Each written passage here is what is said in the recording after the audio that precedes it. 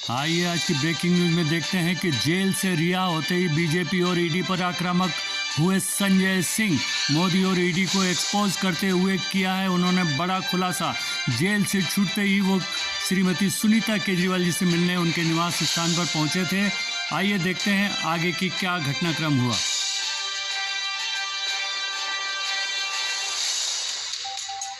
संजय सिंह उसके बाद सत्येंद्र जैन जी के घर जाकर उनकी श्रीमती से उन्होंने मुलाकात की। संजय सिंह का कहना है कि बीजेपी वाले जब भ्रष्टाचार के खिलाफ बोलते हैं तब ऐसा लगता है जैसे आतंकवादी ओसामा बिन लादेन अहिंसा पर उपदेश दे रहा है। इससे पहले सुप्रीम कोर्ट की 3 जजों की बेंच ने ईडी को चेतावनी दी। उन्होंने कहा कि अगर आप इस जमानत का विरोध करोगे तो हम इस पे फैसला लिखेंगे, मेरिट्स पे, फैक्ट्स पे लिखेंगे, और फैक्ट्स आपके विरोध में हैं। संजय सिंह के खिलाफ कोई भी सबूत आपने नहीं दिया, ना पैसे का सबूत दिया। किसी आदमी ने 9 बार गवाही दी, संजय सिंह के बारे में नहीं कहा। 10वीं गवाही में आपने उस पर दबाव डाल के उससे कुछ कहलवा दिया, तो कोर्ट ने कहा ये कैसे हो सकता है। इसलिए ईडी ने लंच के बाद केंद्र सरकार से बात करके कहा कि हम इसका विरोध नहीं करेंगे, क्योंकि अगर विरोध करते और कोर्ट जमानत देती, जैसा कि कोर्ट ने पहले ही कह दिया था, तो ये पूरा का पूरा केस जो है हवा में उड़ जाता, पूरा का पूरा केस ही खत्म हो जाता। इसलिए सिर्फ अपनी इज्जत और इस केस को चलाए रखने के लिए ईडी ने उनकी जमानत पे सरेंडर कर दी। बहुत बहुत वेलकम, बहुत अच्छा लगा। सत्यमेव जयते। आज जिस तरह से ईडी के पास जवाब नहीं था सवालों का, सुप्रीम कोर्ट में साफ जाहिर होता है, जैसा हम लोग कह रहे थे, साफ दिखता था कि संजय सिंह को फंसाया गया था। उनके ऊपर जिस तरह के मुकदमे डाले गए बगैर सबूत के, मैं समझता हूं वैसा ही होगा। अब केजरीवाल के मामले में भी, जैन साहब के मामले में, सिसोदिया जी के मामले में ऐसा ही होगा, मुझे पूरा विश्वास है। इसलिए मैं कहा शुरू में सत्यमेव जयते। प्रेस कॉन्फ्रेंस करते हुए संजय सिंह ने बीजेपी को आड़े हाथों जांच चल रही है 1 साल से,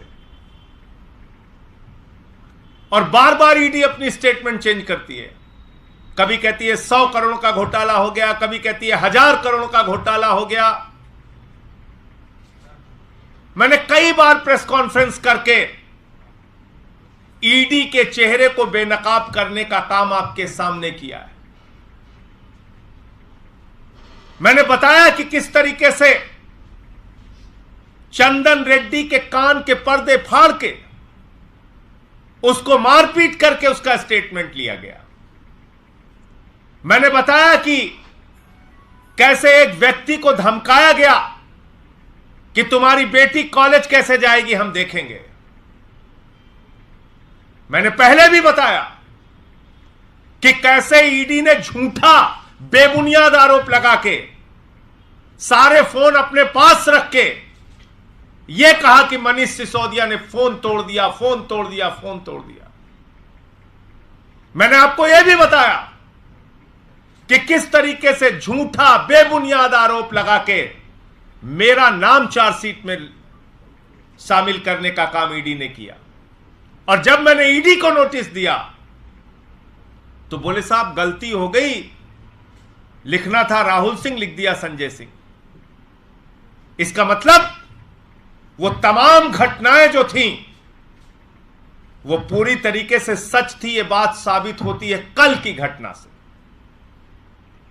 कल जो कुछ हुआ उसने पूरे हिंदुस्तान को, पूरे देश के लोगों को हैरान करके रख दिया। नरेंद्र मोदी जी की सबसे प्रिय संस्था ईडी, जिसको अपने साथ लेके हाथ में हाथ मिला के मोदी जी कहते हैं यह ईडी है, इसके जरिए हम भ्रष्टाचार खत्म करेंगे, यह ईडी है, इसके जरिए भ्रष्टाचार खत्म करेंगे। वो ईडी एक्सटॉर्शन डिपार्टमेंट बन गई है। Extortion department. ईडी नहीं है, ईडी एक्सटॉर्शन डिपार्टमेंट है। ईडी धनुगाही का डिपार्टमेंट है। और ये बात मैं नहीं कह रहा हूं, ये बात सीबीआई कह रही है। ईडी का असिस्टेंट डायरेक्टर 5 करोड़ रुपए की रिश्वत लेते हुए पकड़ा गया 7 लोगों के साथ। 7 लोगों के साथ। 5 करोड़ की रिश्वत किस मामले में? दिल्ली शराब के तथाकथित घोटाले के मामले में एक आरोपी को बचाने के नाम पे 5 करोड़ रुपए की रिश्वत एक आरोपी के बाप से ली गई, अमनदीप ढल के बाप से ली गई। यह एक्सटॉर्शन डिपार्टमेंट की हकीकत है। यही कर रहा है ईडी पिछले 1 साल से। इस घोटाले की जांच के नाम पर, इस तथाकथित घोटाले की जांच के नाम पे कभी मनीष सिसोदिया को गिरफ्तार किया जाता है, कभी किसी को गिरफ्तार करके जेल में डाला जाता है, और हर दिन झूठी खबरें। कभी कहा फोन तोड़ दिया, कभी कहा 54 करोड़ की संपत्ति बरामद हुई, कभी ये स्टोरी, कभी वो स्टोरी। और पूरे देश में यह सिलसिला मोदी जी के आने के बाद चला रखा ईडी ने। पिछले 9 वर्षों में 3000 केसेस ईडी ने, 3000 छापेमारी ईडी ने की, और मात्र 23 लोगों पर आरोप सिद्ध कर पाए। 0.5% ईडी का कन्विक्शन रेट है। यह ईडी किस लिए बना है भाई? नरेंद्र मोदी जी, आपने एक्सटॉर्शन डिपार्टमेंट किस लिए बना रखा है? महाराष्ट्र में विधायक तोड़ने के लिए, कर्नाटक में विधायक तोड़ने के लिए, मध्य प्रदेश में विधायक तोड़ने के लिए, गोवा में विधायक तोड़ने के लिए, उत्तराखंड में विधायक तोड़ने के लिए, अरुणाचल में विधायक तोड़ने के लिए, दिल्ली में विधायक तोड़ने के लिए, पंजाब में विधायक तोड़ने के लिए, पूरे देश में विधायकों को तोड़ने के लिए एक्सटॉर्शन डिपार्टमेंट ये बना रखा है। इनको गुंडागर्दी का लाइसेंस दे रखा है आपने। जाओ झारखंड में गुंडागर्दी करो, जाओ बिहार में गुंडागर्दी करो, जाओ बंगाल में गुंडागर्दी करो, जाओ पंजाब में गुंडागर्दी करो, महाराष्ट्र में गुंडागर्दी करो, कर्नाटक में गुंडागर्दी करो, दिल्ली के अंदर जा जाके रोज गुंडागर्दी करो। ये गुंडागर्दी का डिपार्टमेंट बना रखा है आपने। मैं तो माननीय सर्वोच्च न्यायालय से निवेदन करना चाहता हूं कि इस ईडी डिपार्टमेंट को बंद किया जाए। इसकी कोई आवश्यकता नहीं है। यह सिर्फ भारतीय जनता पार्टी के गुंडागर्दी का फ्रंटल है, इसके अलावा कुछ नहीं। यह गुंडागर्दी का विंग है, यह एक्सटॉर्शन विंग है भारतीय जनता पार्टी का। यह एक्सटॉर्शन डिपार्टमेंट है ईडी। पैसे वसूल रहे हो, घोटाले की जांच में घोटाला, घोटाले की जांच में घोटाला। कह रहे साहब हम घोटाले की जांच कर रहे हैं, उसके नाम पे रिश्वत खा रहे हैं। अच्छा, ये ईडी के अधिकारी करे क्या? वो देख रहे हैं मोदी जी हमसे विधायक पकड़वाते हैं महाराष्ट्र में, उनको धमकवाते हैं, उनके ऊपर केस करवाते हैं, फिर उनको दे देते हैं 50 खोखा। विधायकों को तो मिलता है 50 खोखा, वो चले जाते हैं सरकार के साथ शामिल हो जाते हैं। ईडी के अधिकारी बेचारे एक भी खोखा नहीं पाते। तो भारतीय खोखा पार्टी ने खोखा अधिकारी तैयार किया। बोले खोखा खोखा तुम भी करो, जैसे वहां पे खोखा हम कर रहे हैं, यहां पे खोखा तुम करो। तो 5 खोखा का मामला है ये। 5 खोखा किसने लिया है? ईडी के असिस्टेंट डायरेक्टर ने दिल्ली के तथाकथित शराब घोटाले के मामले में, जो एक काल्पनिक मनगढ़ंत घोटाला है, उसमें एक आरोपी को बचाने के नाम पर 5 करोड़ रुपए की 5 खोखा की रिश्वत ली। रही सही कसर सुनीता केजरीवाल, केजरीवाल जी की पत्नी, और हेमंत सोरेन की पत्नी कल्पना सोरेन ने जिस तरीके से कमर कस के बीजेपी के लिए लड़ाई की तैयारी की है, ये बैकफुट पर बीजेपी को लेने के लिए काफी। प्रधानमंत्री मोदी जी ने मेरे पति को जेल में डाल दिया। ये बीजेपी वाले ये कह रहे हैं कि केजरीवाल जी जेल में हैं, इन्हें इस्तीफा देना चाहिए। क्या केजरीवाल जी को इस्तीफा देना चाहिए? क्या उन्हें इस्तीफा देना चाहिए? अब मैं आपको केजरीवाल जी का संदेश पढ़कर सुनाऊंगी। मेरे प्यारे भारतवासियों, जेल से आप सब अपने इस बेटे, अपने भाई का प्रणाम स्वीकार कीजिए। मैं यहां जेल में हूं। यहां काफी समय सोचने के लिए मिलता है।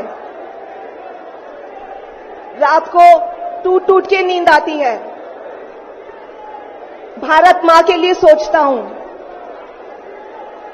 भारत मां बहुत दुखी है। भारत मां दर्द में है।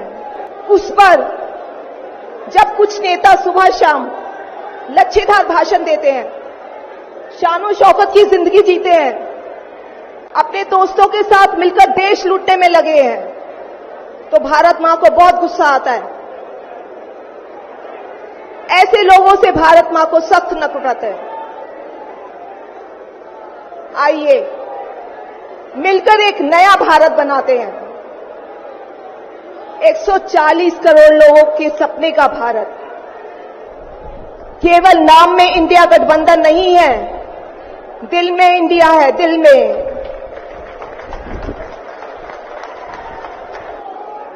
इस गिरफ्तारी ने मेरे हौसलों को और मजबूत किया है। आपकी दुआएं और आशीर्वाद मुझे लगातार मिल रहे हैं। ऊपर वाला मेरे साथ है। जल्द बाहर आकर आपसे मिलता हूं। आपका अरविंद।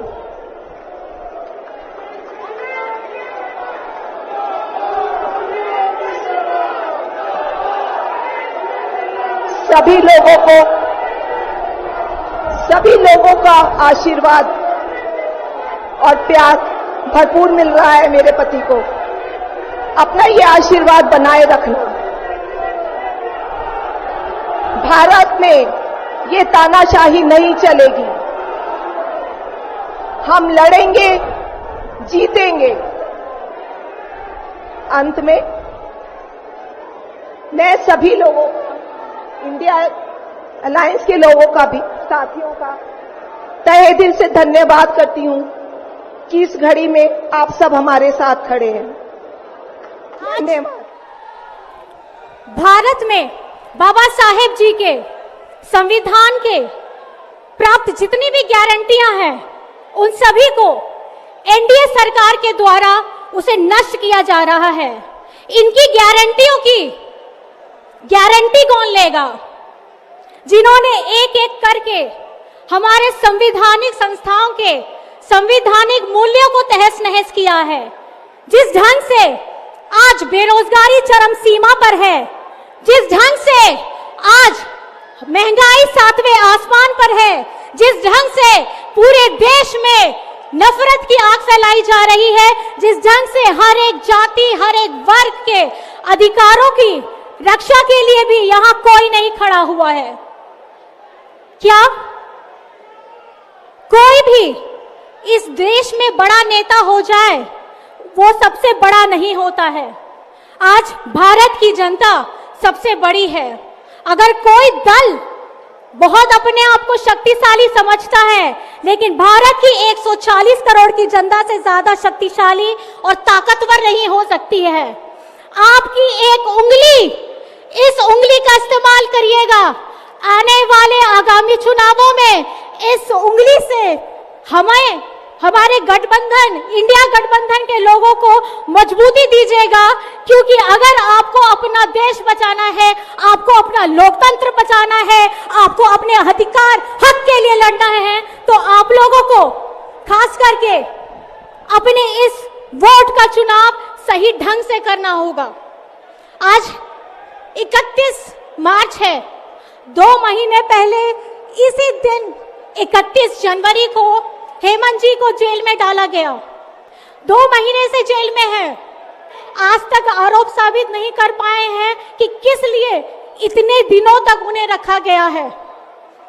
आप जनता जनार्दन है, आप वहां अदालत है, आपसे ज्यादा ताकतवर कोई नहीं हो सकता है। तो आप अपनी मजबूती को, अपने ताकत को आने वाले सब समय में दिखा देना है कि पीछे बैठी यहां इंडिया गठबंधन को इतना मजबूत कीजिएगा कि आमने सामने खड़ी तानाशाह ताकत को यहां से उखाड़ फेंकना है।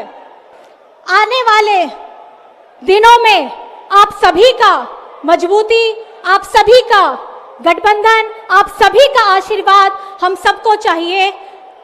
अंत में सिर्फ मैं इतना कहना चाहूंगी झारखंड झुकेगा नहीं, इंडिया झुकेगा नहीं और इंडिया रुकेगा नहीं। मैं अपनी बातों को इस जोश के साथ ये कहना चाहूंगी, जय हिंद, जय हिंद, जय हिंद, जोहार। उनका शुगर लेवल 46 तक पहुंच गया, जो किसी भी व्यक्ति के लिए जानलेवा साबित हो सकता है। अरविंद केजरीवाल जी का पिछले 12 दिन में 4.5 किलो वजन घट गया, लेकिन एक सीवियर डायबिटीज के पेशेंट के लिए 12 दिन में 4.5 किलो वजन घटना एक बहुत खतरनाक चीज। इसलिए मैं भारतीय जनता पार्टी को ये चेतावनी दे रही हूँ, अगर हिरासत में अरविंद केजरीवाल के स्वास्थ्य को कुछ हो जाता है तो ये देश आपको माफ नहीं करेगा, क्योंकि आप इस हद तक गिरे हैं सिर्फ अरविंद केजरीवाल को कुचल। संजय सिंह के जेल से रिहा होने के बाद बीजेपी और ईडी दोनों ही बैकफुट पर नजर आ रही है। अब आने वाले समय में पता चलेगा कि आगे की इनकी रणनीति क्या है। फिलहाल एमबी न्यूज़ के लिए मैं राजेश शर्मा। चैनल को सब्सक्राइब, लाइक और शेयर ज़रूर करें।